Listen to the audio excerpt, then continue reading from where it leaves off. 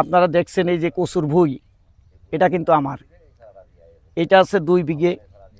আসলে এটি একটা প্রচুর পরিমাণে একটা লাভজনক চাষ, আর কষ্টও কিন্তু প্রচুর। আর কষ্ট আমাদের কৃষক, আমরা যারা কৃষক আছি তাদের কষ্ট কিন্তু মনে হয় না। কারণ যদি আমরা ফলনটা ভালো পাই আর যদি সপ্তাহ অন্তর পয়সা হাতে পাই, তাহলে কিন্তু আমাদের মনে হয় না। আর এমন একটা লাভজনক চাষ যে প্রতি সপ্তাহে আপনি 1 বিঘে 33 শতকে 1 বিঘে জমি আপনি দেখেন 10 মণ 15 মণ করে কিন্তু আপনি লতি পাবেন। 50 টাকা করেও যদি দাম হয়, তাহলে 15 মণের দাম 30,000 টাকা। আপনার কয় টাকা খরচ হবে? এবং আমার জমিটাও আপনারা দেখছেন যে কি পরিমাণে লতি ধরেছে।